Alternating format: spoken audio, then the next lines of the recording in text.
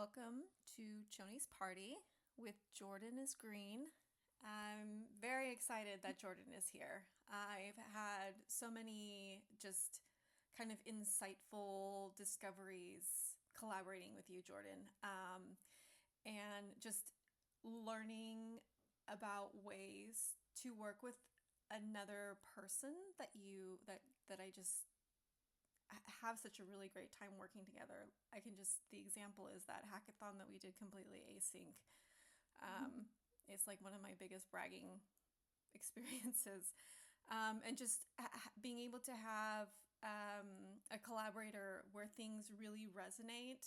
I remember first working with Addie, and it was like we were finishing each other's sentences. And working with you now, it feels, the three of us in Chonies, it feels like now there's like this like um like flow where I can communicate emotion to you, and you understand it, and then like things are created. So I'm just really excited to go into your process and who you are.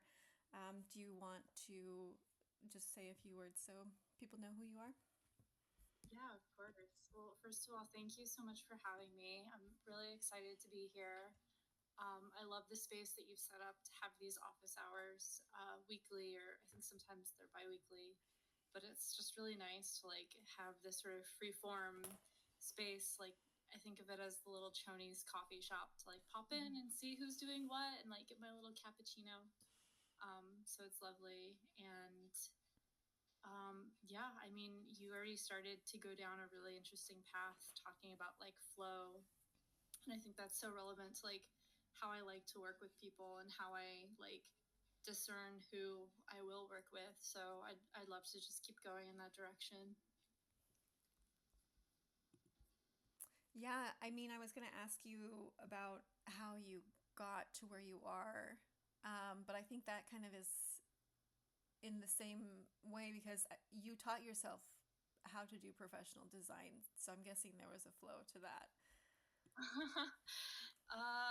I would say a lot of sinking and then swimming, maybe not flowing until I got to the end of the struggle curve on that. But yeah, I'm sort of self-taught. Like I went to college originally thinking I was going to do something like in a medical field, only to find out I'm like incredibly squeamish and like I just was at a point where I had like a ton of art credits on my like I don't know what you call it, transcript, I guess, because I'd always liked art, but I knew I wasn't like talented enough to be an artist. Like I couldn't be a painter or something.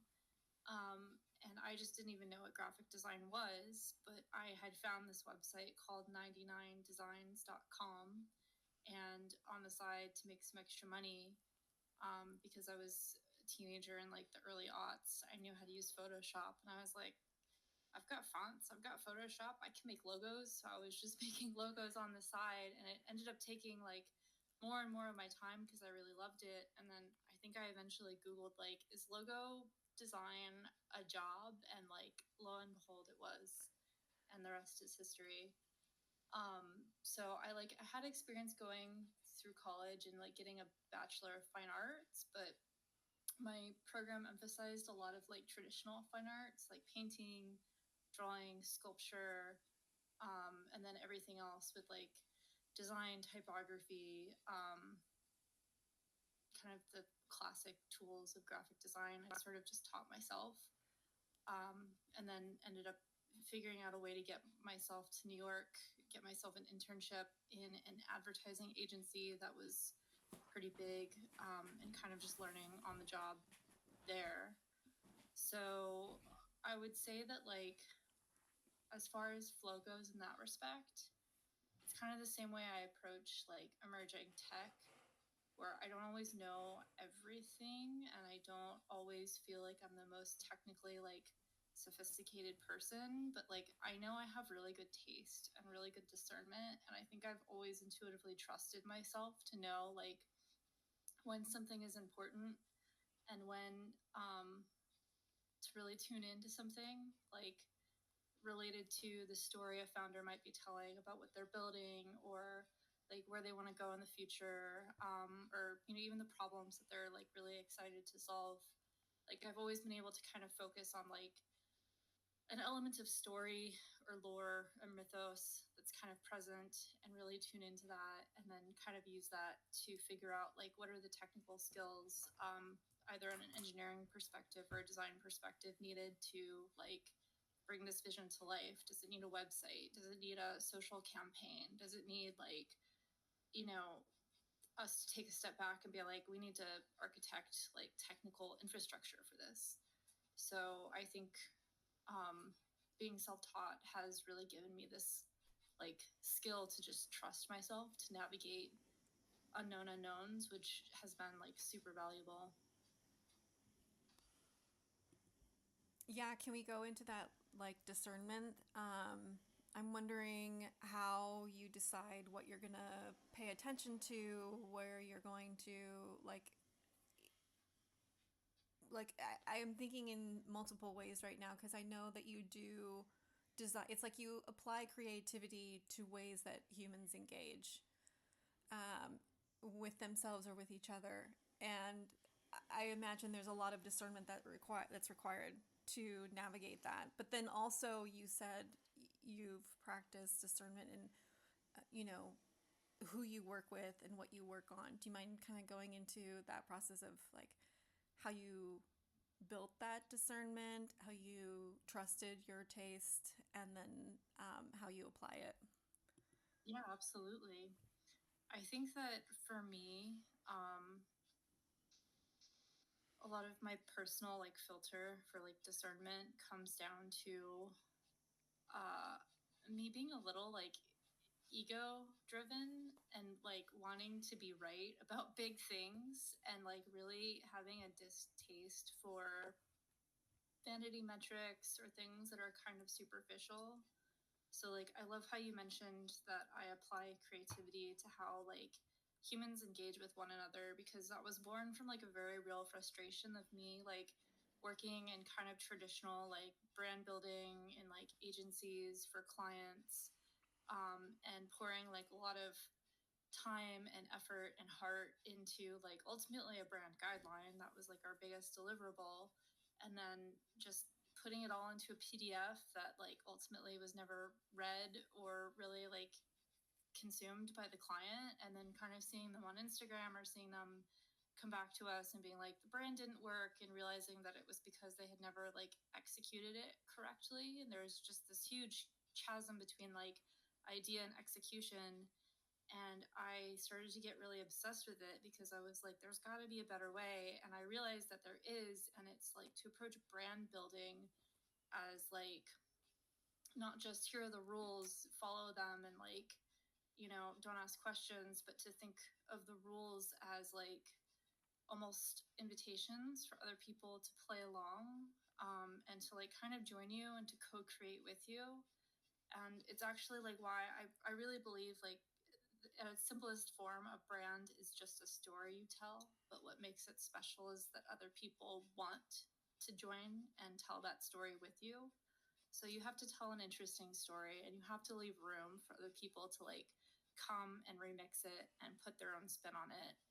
And I think that like all of this came from me just again being like frustrated that my work wasn't like living in the way in the world the way that I knew it could.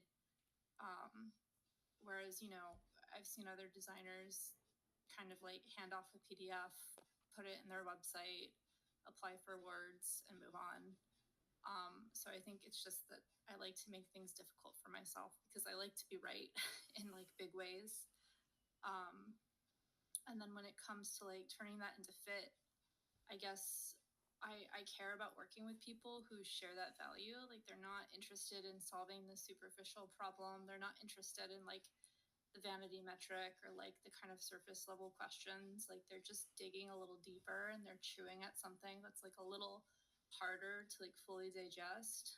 I just find that those people are so easy to work with because they just have the ability to think longer term and to be like less distracted than people who don't have that quality.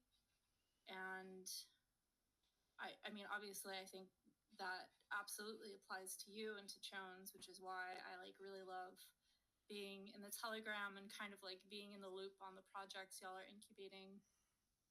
Um, and it's funny because I'm realizing as I say this, like the sort of filter for me is like, are you thinking about the future in interesting ways? And is your definition of the future like longer than a couple months or the end of the year? Like, are you thinking kind of big picture about like what the future can be and really thinking creatively, like not just what are the tools we have today, but like what if we had this new thing? What if we change this? Like I find those little like cascading domino effect style questions and inquiries just really fascinating. And I think um, it influences like so much of my work, both the way that I produce work and like the people I like to work with. We can just say, if anybody is watching actually on the video instead of just listening, you can actually see on this screen the logo you made for Chones. And I don't know if you want to go into how you developed it, but it was so cool how, I'm just telling you, I'm thinking about like tying things together, but not holding them, not locking them in, but like maybe like a bow or something. And just kind of the feelings that I wanted to convey where, we have this ecosystem, we have this network, we have these like amazing people. And I want the intention for Chones to be more not like you have to like stake and commit and this and that, but it's more like a gratitude, like we want to include you because we're having such a great time. So do you mind kind of going into like what your process is for developing something like that when someone like me is just like, this is how I feel? I mean, you have to give yourself a lot of credit too, because you came to me with such an excellent brief. Usually, I actually have to do quite a bit of excavation to kind of understand like what is the thing that is going to inspire me visually.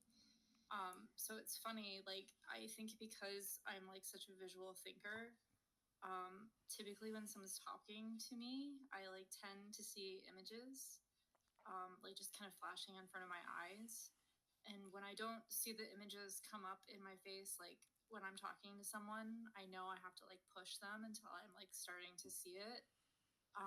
And when I read that brief you gave me immediately, like I think you had mentioned like bows or like bikini, like string bikinis, like things kind of tying in knots. And it just immediately sparked all these ideas of like these intricate kind of weaving, the ways that like lines could kind of be playful and expressive and connective. It started making me think about like Art Nouveau and how it's very like elegant and natural and organic, but it also has this like sense of structure and like order and just I think just this elegance on both sides, right? Being like naturally inspired, but also like very sophisticated.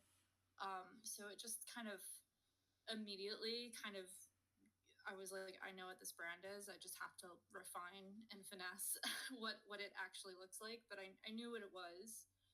Um, and I actually, yeah, I didn't go through like my full process with you because I just felt like you had given me such a strong foundation, and you had also given me so much trust to kind of just tell you like what I thought the Chones logo and mark should be. So I got to spend quite a lot of my time just like making it, which was really fun. So I did two things. The first is that I created this like mark that you see, this like kind of infinite loop. And I had a lot of fun playing with it and creating it and refining it, but I specifically created it as a counterpart to the word mark, which I actually hand lettered. And I don't letter things very often. And I like did it by hand, like with a marker on a piece of paper and like refined it. And then I ended up doing something in cursive because I wanted all the letters even to connect and flow and be like this huge ecosystem where everything is part of everything else. And then the icon, I just wanted it to have some sort of parity with the word mark, where again it was saying like everything connects to each other, and it's hard to tell like what's inside or what's outside.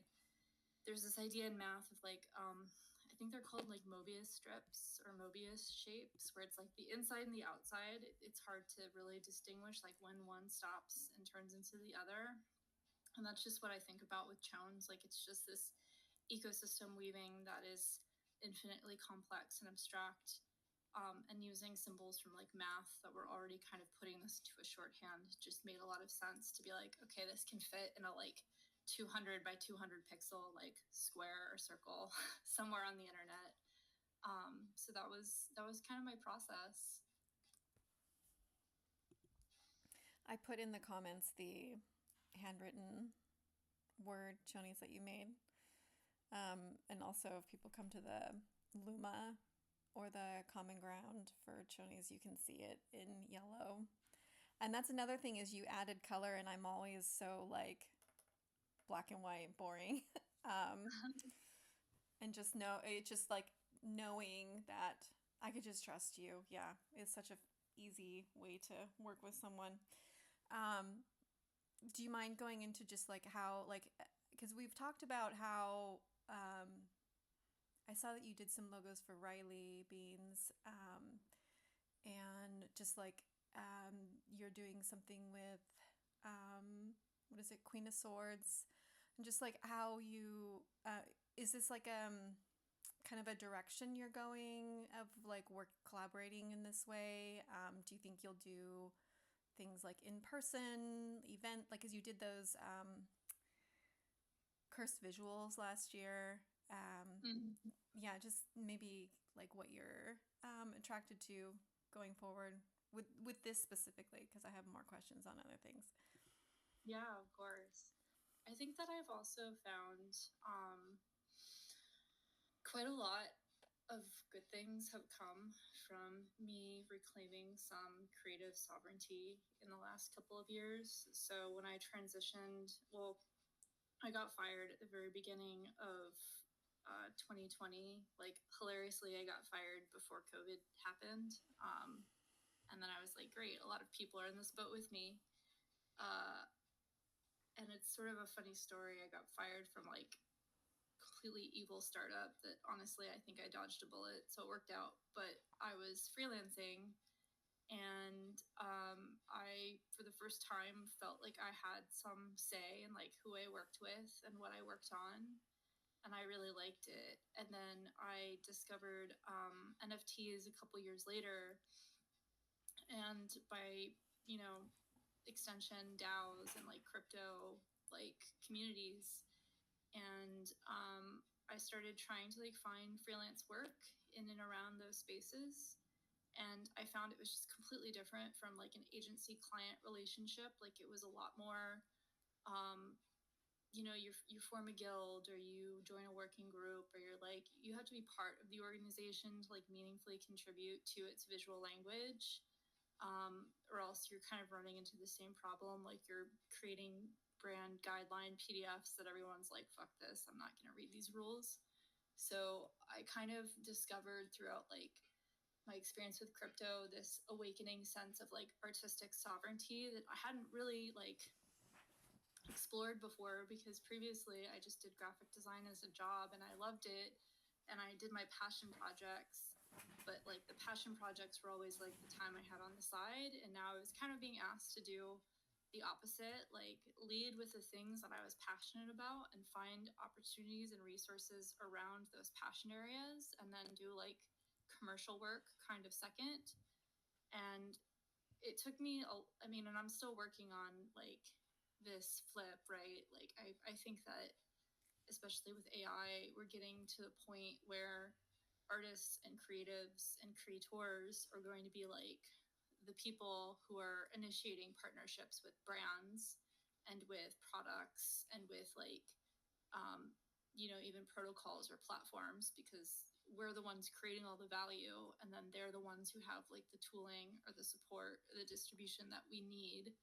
But yeah, I kind of realized this and I started to follow that trend a little bit. So last year I was a little slower on like paid work, and I was like at the park, kind of doom spiraling. And then I just remember like this thought entered my head where it was like, all right, Jordan, you can spend all of September, October, November refreshing your email, checking LinkedIn, trying to see who wants to hire you to do something, or you can fucking like make something cool.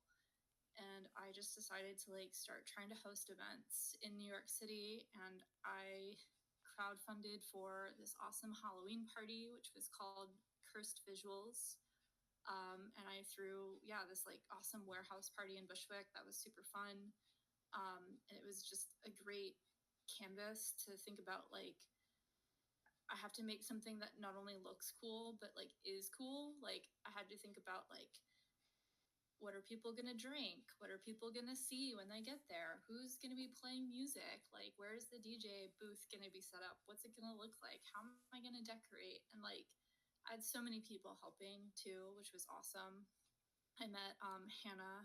I can't remember her handle on Broadcaster, but I think I had literally posted like, I'm throwing a Halloween party. Who wants to help? And she's like, I just joined this platform, but I'll help you. And like, it was amazing. She was so cool. And like, she helped really pull the whole thing together with me. And yeah, I think I'm not doing events as much anymore just because I'm focusing on doing some like other pursuits with regards to boxing. And it just takes up a lot of time, but I am definitely like pursuing other like passion projects of mine a little more seriously, and thinking about ways with like Chones and with Riley and with Queen of Swords. How can I do my best work with people I'm really friends with or really like align highly with, in a way that benefits both of us?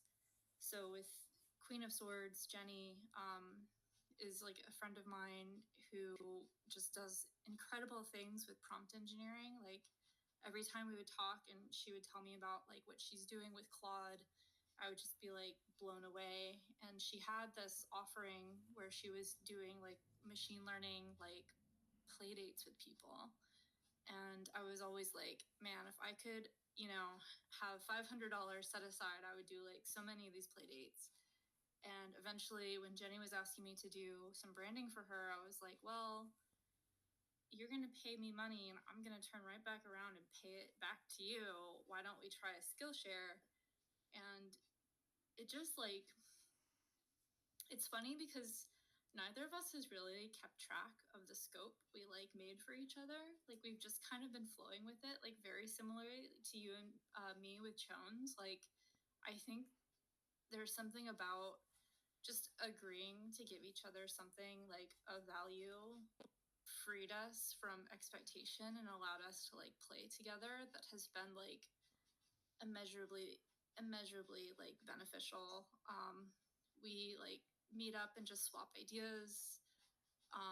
I've learned so much from just like having these more unstructured like conversations than I think I would have if Jenny had like made a curriculum for me and was like, right, lesson 1, lesson 2. And it's just like something about having these like free form, like artistic collaborations just like really supercharges my brain to be able to understand things more quickly and like really stay, I think, on top of like some of the meta trends that are driving like a lot of tech, like micro trends underneath. And similarly with Chones, like I just feel like there's so much that ecosystem weaving touches and impacts, and there's so much like need and value for it within the space. And like being able to kind of buy into Chones by being like a contributor to the visual identity, I just thought that was really fucking cool. And like I know you would never be like, Jordan is out of the group, she has to earn her way by doing 1, 2, or 3. Like I know you would never, but I think there was something like really cool about me being like, I get to use like just pure art to like earn a place at the table here. And I think that I'm like so excited to think more and more about the ways that art can just like unlock doors for people, because I think that is what it's always done. but it's just been a little clumsy and like not always super obvious. And I'm really kind of circling like that idea for sure. Yeah, I think we're actually more lucky that you're hanging out than the other way around. Um, you said boxing. I want to ask you about AI after, but do you want to go into like how you even got started and what keeps you returning? Sure. I mean, I've been a competitive boxer since like 2019, I think, or maybe it was later. I've been doing it for a while, and it kind of started like I took a what is it called? A Groupon like class, and this is like the story of my life. Like I see a flyer, I'm like, oh, I'll do this thing, and then like the rest is history. So I took a Groupon like boxing class, and I was like, the moment I hit the bag, I was like, oh fuck, I need this is different. Like chemical like change happened in my body. Um, and I guess I just let myself follow that passion and like to really just be like, I don't know where this is taking me, but I know I like it, and I'll just keep going. And lo and behold, I have I think 13 fights. My record's okay. I had like a couple different coaches throughout my amateur like record that I think doesn't really reflect my skills necessarily, but I am considering a professional debut either at the end of this year or the beginning of next. And when I talked to my coach about it, I was like, I have no idea where I'm going or where this will take me, but I am excited to find out. And that's just kind of how I'm approaching it, like just one step at a time. And that's kind of what I love about boxing is there's so much overlap between boxing and like startup culture. And you can see it in the language, like uh, startup folks use things like, oh, like, they're in my corner, or like we're rolling with the punches, or um, I'm like kind of blanking, but there's a lot, I think, related to boxing, because boxing is fundamentally like a study in how do you manage fear and how do you manage your resources in a super small amount of time and with a huge amount of pressure. And so I often say like I got my MBA in a boxing ring because I think that's like very true. And you showed that video. It was on Farcaster. I'll have to link it in the blog. But it was so insane how fast you're moving in so many different directions. I I don't know how, like, that to me seems like you could do anything after something like that. And Yeah. how long is a fight? Because it's probably extremely exhausting. It's funny because it's part of the reason why I want to do professional boxing. And amateurs, depending on the tournament, you either have 3 minute or 2 minute rounds, but you only have three total. So you either have 6 minutes or 9 minutes, which is like not very much. And I am like such a slow burn, like endurance athlete. I'm like, I want one round to get to know you. I want one round to kind of play together. I want three more rounds to have fun, and then like one last round to really push myself. Like I really love to take my time and get started and get in a rhythm. And I think that like when I start with professionals, I'll only have 4 rounds, but I think I could work up to like 5 or 6. It'd be like pretty comfy. Um, but it's funny you mentioned like how fast and how I'm moving, because I think a lot of that is also flow as well. Like with boxing, you really just don't have mental bandwidth to be paying attention to everything. Like, where's my feet? Where are my hands? Where's my head? If someone punches here, I move my head here. If someone does this, I duck. Like, there's so many micro decisions you really have to like build the muscle memory for, so that you can ultimately kind of just watch, and it's like you're in your body but you're out of it. Like you trust your hands will do the thing that you've practiced with them 100 times, so your job is to see what's happening so that you can like observe and like react, kind of subconsciously. And like what I love about the video, and I told Colin before we did it, I was like, don't call out any combos, like let me see them, because he didn't say anything, and like the whole time I'm just watching and reacting, and it's like it's really hard to do that. It takes a lot, and that was like why I was excited to share it. I don't know if anyone else noticed that, but that was like the thing I was excited to show off. Yeah, it looked like whole body attention, like extreme focus, just like your response was quick physically, but that meant like it had to go through your eyeballs into your brain and then out to your muscles so fast. That's what I was thinking. It has to be like it's natural now, kind of like there's so much practice in that short little video. There's years of practice. It's also like I kind of feel like being an artist, because a lot of people who are in my gym, like I'm the only graphic designer. And I feel like in some ways it's given me an advantage because I know what flow is. Like I know what a creative flow state is and looks like, and I know what I need to do to get myself there. So like sometimes I don't always feel like I'm the strongest or the fastest, but I know how to find flow, and I know how to trust that I know I'm in it. And I think that has been like a huge advantage for me. Um, okay, do you mind going into like AI? I know you've used AI. We even did went played around with a AI contest. Oh, and a hackathon. So just like thinking about, you know, the threads you've been pulling, the tools you've been playing around with, maybe just like what is intriguing, what's like scary, what are you looking forward to, or like what are you paying attention to prepare yourself? Mm.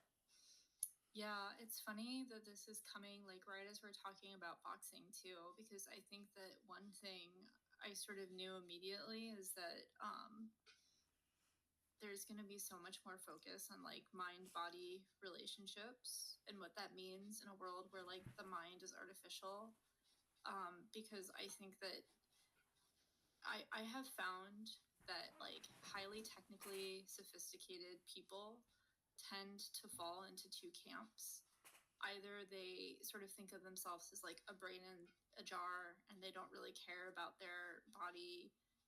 They don't really exercise. They would, if you could put them in a dark room with a computer all day, every day, and make sure that they never had to eat or like use the bathroom, they'd be so happy. Like there's just that kind of like person who sees himself as like a machine.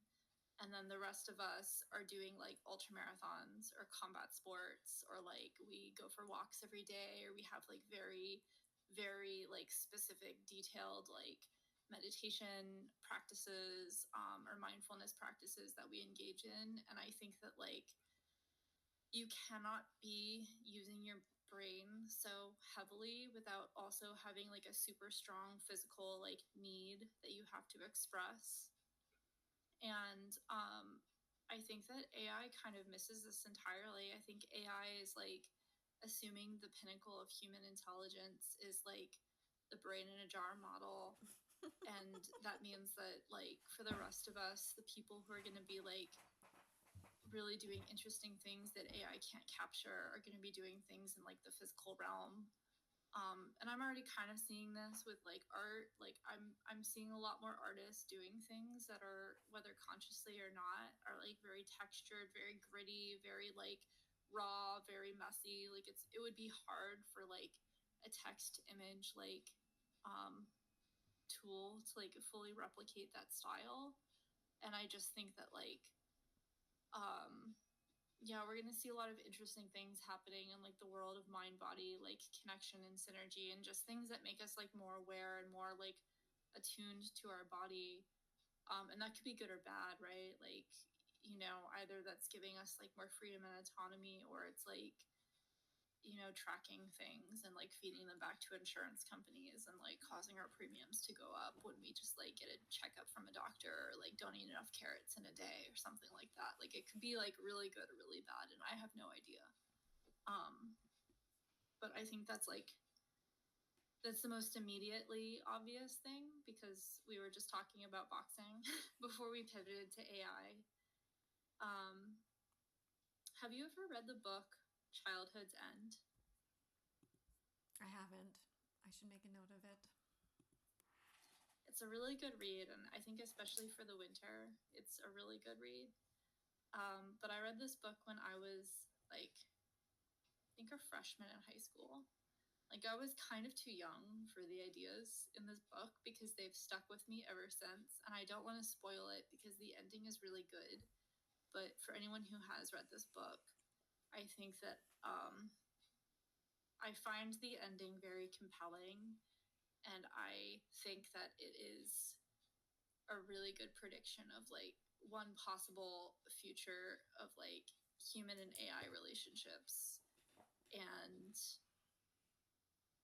it's gonna make me sound fucking crazy, and I know it, but I'm just kind of like, look, that's my bet, okay?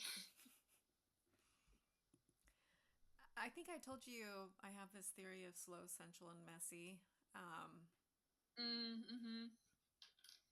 yeah, that the tools will help us do stuff like I'm talking with Claude and ChatGPT all the time because it's like having someone sitting next to me who can search the internet for me, which is useful.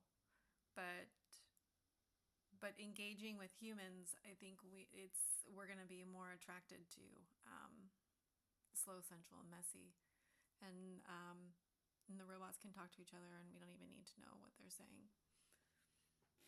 Yeah. I mean, why does slow, sensual, and messy feel like something that you're drawn to? It feels like the opposite of a robot, right? Like the robots are trying to be faster and faster and more efficient, and they're trying to make things more automated, more less friction. And I think when we get like slower and more sensual, like you can't touch from robot to robot really. I mean, like the feeling of touch or the feeling of taste, right? The senses just seem so very human. I think we'll want to, like, I don't know, just things like sticking your hand in the dirt while you're gardening. Mm-hmm. Yeah. Yeah. I think that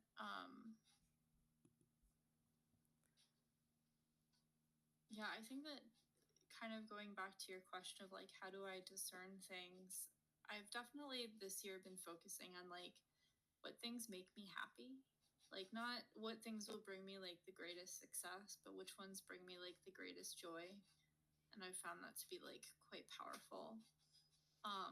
And to your point about like slow, sensual, and messy, I think that like that is kind of the recipe for happiness in a lot of ways. Like I'm sure if you look through like your most fond memories, they had some elements of like 1 to 3 of these different qualities.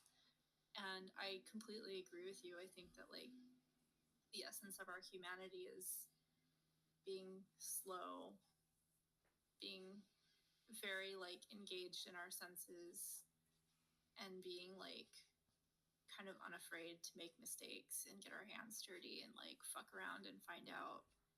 Um, so I really love that. I think that would be a great place to end if you don't mind, unless there's something else you want to get off your chest. I I think we covered it all. I think this was such a lovely conversation. And again, I am so happy to be here and to be chatting with you. Same. I'm excited for more collaborations and seeing what you go and do, and more boxing videos on Farcaster. Boxing is slow, sensual, and messy, if not anything. Oh, I bet. Yes. Learning the process must have been, yeah, lots of feeling. Lots of feeling, lots of senses, just blood and spit and sweat everywhere. Which makes you sound even cooler. I promise it's very messy. Okay. Thank you, Jordan. Thank you, Christina.